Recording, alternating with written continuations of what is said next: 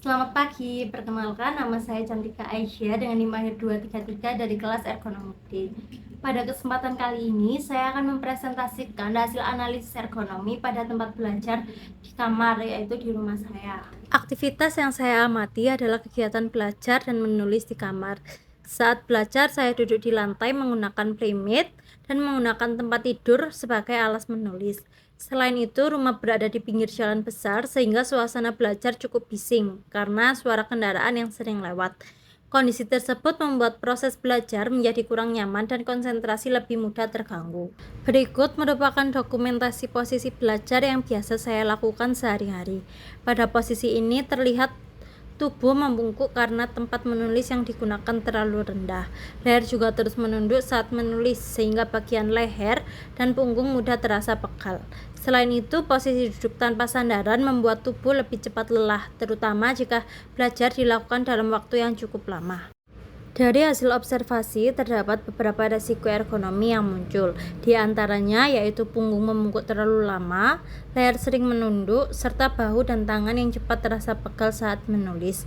Posisi duduk yang tidak menggunakan sandaran juga membuat tubuh menjadi kurang nyaman dan lebih cepat lelah. Selain itu, kebisingan dari jalan raya cukup mengganggu konsentrasi saat belajar, sehingga fokus belajar menjadi kurang maksimal. Ada beberapa faktor yang menyebabkan posisi belajar ini kurang ergonomis. Yang pertama, tempat menulis yang digunakan terlalu rendah sehingga tubuh harus membungkuk saat belajar. Kedua, aktivitas belajar dilakukan di lantai tanpa menggunakan meja dan kursi belajar yang sesuai.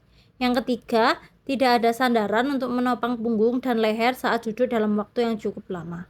Selain itu, lingkungan rumah yang dekat dengan jalan besar membuat suasana belajar menjadi lebih bising dan kurang nyaman. Alasan posisi belajar ini termasuk kurang ergonomis karena tubuh tidak berada pada posisi yang nyaman saat belajar. Tubuh harus membungkuk dan leher terus menunduk dalam waktu yang cukup lama. Kondisi tersebut dapat menyebabkan rasa pegal pada bagian punggung, leher, dan bahu. Selain itu, posisi duduk yang tanpa sandaran membuat tubuh lebih cepat lelah dan fokus belajar menjadi terganggu.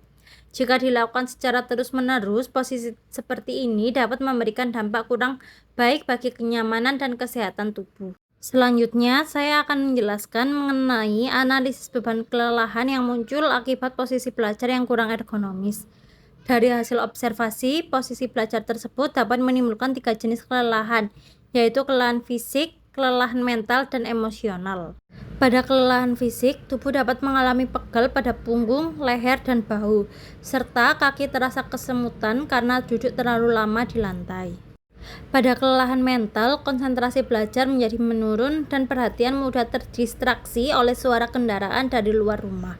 Sedangkan pada kelelahan emosional, pengguna menjadi lebih mudah bosan, kurang nyaman, dan semangat belajar juga dapat menurun.